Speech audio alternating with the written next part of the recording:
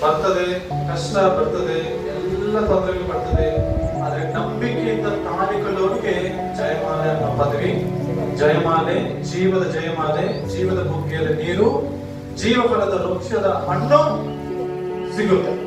ಇವೆಲ್ಲ ಬೇಡ ಮನೆಗೆ ಓಡಿ ಹೋಗೋರಿಗೆ ಏನು ಸಿಗಲ್ಲ.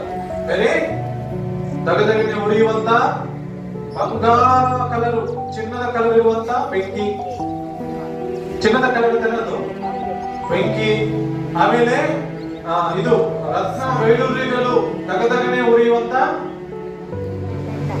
ಕೆಟ್ಟ ಅಲ್ರ. ರತ್ನ ವೈಡೂರ್ಯಗಳು ಹೆಂಗೆ ಮೆರೀತದೆ?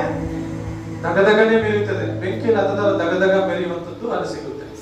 ಆದ್ರೆ ಇಲ್ಲಿ ನೋವನ್ನು, ಕಷ್ಟವನ್ನು, ಹಿಂಸೆಯನ್ನು ತಾಳಿಕೊಳ್ಳುವವನಿಗೆ, ಆ ಉಪದ್ರವಗಳಲ್ಲಿ ಹಾದು ಹೋಗುವವನಿಗೆ, ಆ ಕಷ್ಟವನ್ನು ತಾಳಿಕೊಂಡು ಜೀವಿಸುವವನಿಗೆ, ಈ ಒಂದು ಹಿಂಸೆಯಲ್ಲಿ ಕೂಡ ಅವನು ದೇವರನ್ನು ಸ್ತೋತ್ರ ಮಾಡುವವನಿಗೆ, ನಂಬಿಕೆಯಿಂದ ಬದುಕುವವನಿಗೆ, ನಿರೀಕ್ಷೆಯಿಂದ ಜೀವಿಸುವವನಿಗೆ, ತಾಳ್ಮೆಯಿಂದ ಬದುಕಿ ಆದರಗೋಸ್ಕರವಾಗಿ ಕೊನೆಯವರೆಗೂ, ಕೊನೆಯ ಉಸಿರಿರುವ ದಿನದವರೆಗೂ ಬದುಕುವವನಿಗೆ ಜೀವವೆಂಬ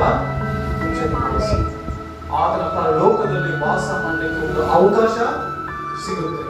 ಆತನ ಒಂದು ಸಂವಿಧಾನದಲ್ಲಿ ಕೂತ್ಕೊಳ್ಳುವಂತ, ಆರಾಧನೆ ಮಾಡುವಂತ ಒಂದು ಅವಕಾಶ ಸಿಗುತ್ತೆ. ಇವೆಲ್ಲದಕ್ಕೆ ಮೂಲ ಕಾರಣನಾಗಿರುವಂತ ಯೇಸು ಕ್ರಿಸ್ತನ ದರ್ಶನ ಸಿಗುತ್ತೆ.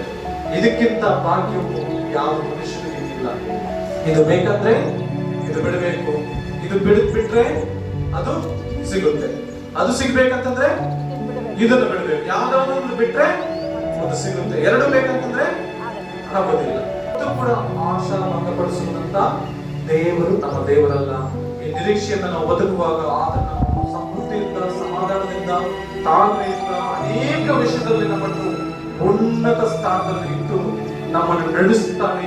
ಆತನಲ್ಲಿ ಯಾವ ಒಂದು ದೋಷವೂ ಇಲ್ಲ, ಯಾವ ಅಪರಾಧವೂ ಇಲ್ಲ, ಯಾವ ಒಂದು ರೀತಿಯಲ್ಲಿ ಅನೇಕ ವಿಷಯಗಳನ್ನು ತಾಳಿಕೊಂಡಿರುವಂತಹ ದೇವರ ಹತ್ರ ಬಹಳಷ್ಟು ರೀತಿಯಲ್ಲಿ ಅನುಭವ ಇರೋದ್ರಿಂದ ಆ ಅನುಭವ ಸಿದ್ಧಿ ನಮಗೆ ಸಿಕ್ಕಿ ನಾವು ಈ ಲೋಕದಲ್ಲಿ ಅನೇಕರಿಗೆ ಒಂದು ಉಪ್ಪಾಗಿ, ಒಂದು ಬೆಳಕಾಗಿ, ಅನೇಕರಿಗೆ ಒಂದು ಸಾಕ್ಷಿಯಾಗಿ ಲೋಕದಲ್ಲಿ ಬದುಕಲಿಕ್ಕೆ ನಮಗೆ ದೇವರು ಅವಕಾಶವನ್ನು